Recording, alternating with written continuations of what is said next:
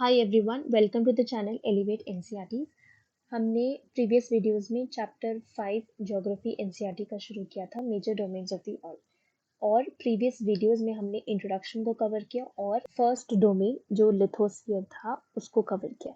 अब second domain of the अर्थ जो hydrosphere है, हम उसको पढ़ेंगे। अर्थ पे जितना भी पानी है, जितने भी ओशंस है, सीज है, लेक्स है या फिर आइस है जो ग्लेशियर्स के फॉर्म में है, जो शीट्स के फॉर्म में है, और एटमॉस्फेयर में जो वाटर वेपर, वो पूरा आएगा हाइड्रोस्फीयर के under. So basically hydrosphere consist water in all it's form. हमारा जो प्लैनेट है जिस पे हम रहते हैं, द अर्थ, उसको हम ब्लू प्लैनेट भी बोलेंगे। क्यों? बिकॉज अर्थ को जब आप देखोगे तो 71% of earth is covered with water और बाकी का लैंड मास है, जमीन है। उस 71% ऑफ वाटर में से जो अर्थ पे प्रेजेंट है, 97 पूरा अर्थ का पानी ओशंस में है और बाकी का 3% आइस के फॉर्म में ग्लेशियर्स में है, शीट्स पे है, और ग्राउंड वाटर जो फ्रेश वाटर का एक सोर्स होता है, लेकिन वो ओशंस का पानी is very salty and it is not fit for drinking. और जो ग्राउंड वाटर होता है उसका पानी हम इस्तेमाल कर सकते हैं फॉर ड्रिंकिंग, लेकिन जो ग्राउंड वाटर है वो बहुत ही लिटिल क्वांटिटी में प्रेजेंट है। इसीलिए Earth, despite being a blue planet, we people face shortage of water. First image में ice sheets and second image में ग्लेशियर, ये normally south and north pole पे आपको दिखाई देगा and mainly these are cold areas. So hydrosphere के अंदर सब टॉपिक ओशंस को हम पढ़ेंगे। ओशंस जैसे लिथोस्फीयर के अंडर हमने कॉन्टिनेंट्स को पढ़ा था और अर्थ पे 7 कॉन्टिनेंट्स है, वैसे ही 5 ओशंस है। अच्छा, बहुत लोगों को कंफ्यूज होता कि यहाँ पर भी पैसिफिक ओशन राइट साइड पे और लेफ्ट साइड पे भी पैसिफिक ओशन। सी, हमने मैप को ड्रॉ कैसा किया, एक राउंड अर्थ को, एक जियोइड शेप अर्थ को हमने फ्लैट सरफेस पे ड्रॉ किया। तो यहाँ पर अगर आप कुछ चीजें पाओगे तो यहाँ इसके बाद आप गोल घूमोगे, मतलब इसके बाद राउंड, ये तो पेपर है, ये तो फ्लैट सरफेस है, लेकिन राउंड अगर आप जाओगे तो ये ऐसा आएगा। तो यहाँ पर भी पैसिफिक ओशन इसीलिए है। ठीक है, आई होप आपको समझ में आया ये। जैसे कॉन्टिनेंट्स का इंफॉर्मेशन मैंने आपको प्रोवाइड किया था इन अ टेबल फॉर्म, क्योंकि टेबल फॉर्म के थ्रू अगर आप लर्न करोगे तो आपको इजी होगा और आप इंफॉर्मेशन को सेग्रीगेट कर पाओगे और याद कर पाओगे, रिवाइज कर पाओगे अच्छे से। देखिए, ओशंस में हम पढ़ेंगे एक पर्टिकुलर ओशन के अतराफ कौन से कॉन्टिनेंट्स आएंगे और वो किस चीज के लिए फेमस है एंड उसके थोड़े फैक्ट्स। ओशंस और सीज का डिफरेंस आपको मालूम था कि ओशंस लैंड मास के बहुत दूर होता है और वो डीप होता है सीज का कंपेयर टू, और सीज पे अगर आओगे तो लैंड मास के थोड़ा वो नजदीक होगा और कंपेयर टू ओशंस उसका डेप्थ लेस होगा। ना Pacific ocean continents Asia, Australia, north America, south America उसको सराउंड करेंगे। अच्छा, प्रीवियस वीडियोस में हमने पढ़ा था कि जो सी लेवल है उसका लेवल हम 0 देखेंगे और अगर उसके ऊपर आप मेजर करोगे तो आपको हाइट मेजर होगा, एलिवेशन ऑफ लैंड मेजर करेंगे।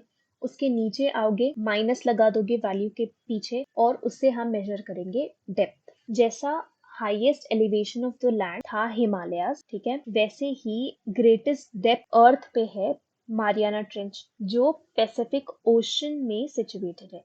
ओके, पैसिफिक ओशन 5 ओशंस में से सबसे लार्जेस्ट ओशन है।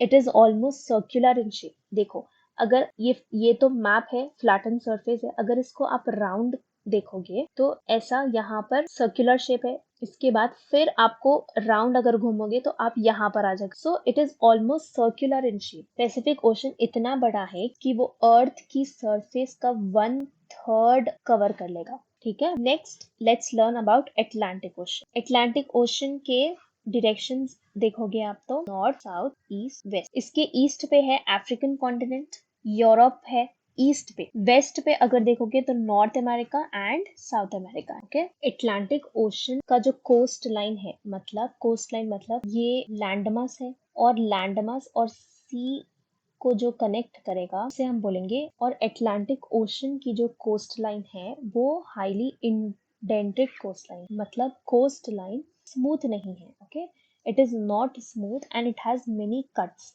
Like if you see in the image, ये कोस्ट लाइन में बहुत ज्यादा कट्स है. It is not smooth. So ऐसा कोस्ट लाइन के एडवांटेजेस है कि वहां पर नेचुरल हार्बर्स एंड पोर्ट्स की लोकेशन बन सकती है. यहाँ पर आपको शिप्स ज्यादा मिलेंगे. ठीक है, तो एक्सपोर्ट इंपोर्ट जो कंट्री से सामान दूसरे कंट्रीज तक जाएगा वो ज्यादातर अटलांटिक ओशन से गुजरेगा.